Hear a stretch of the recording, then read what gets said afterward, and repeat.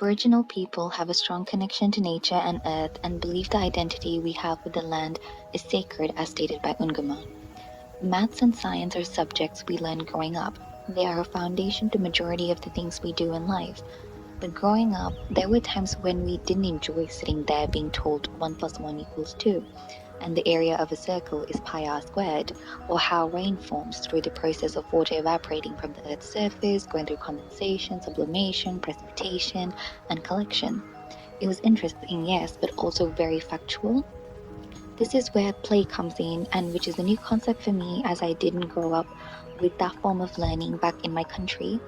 With play, you get to experience the feel, strength, weights, colors, smells, and more of your surrounding and learn from it firsthand.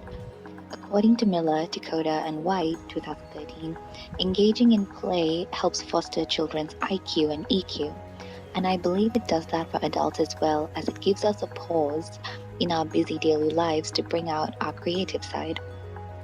I'll be looking into the maths today as the different concepts of math caught my attention while I walked through my place walk.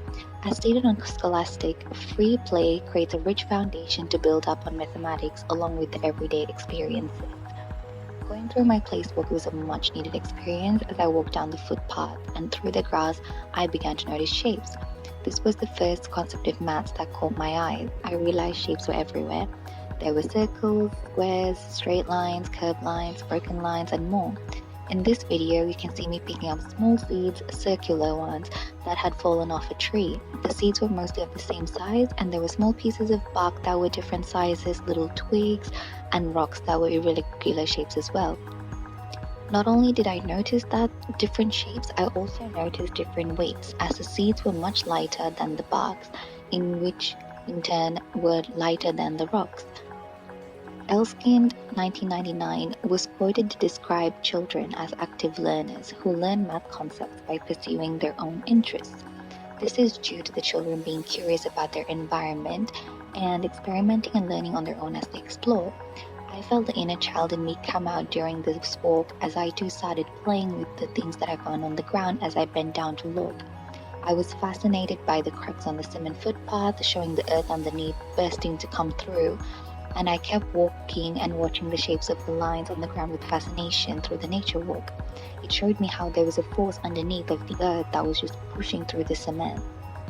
The cracked lines would swiggle along with the bends and twists in the line, the clouds had their own shapes, everything was just creating their own shapes. Even the ladybug had intricate shapes on its back as if someone had picked it up and drawn the pattern on it. It's surreal how much symmetrical lines were on an insect, which just goes to show that maths is indeed everywhere, and we begin learning about it from a very young age without even noticing. Everything in nature consists of maths in their own ways, which you wouldn't notice at first until you really think about it. We have gotten so accustomed to walking by without stopping and acknowledging the land we're on and the connection we have to it, the sense of joy it gives us if we only take a moment to appreciate it and let it consume us. Thanks.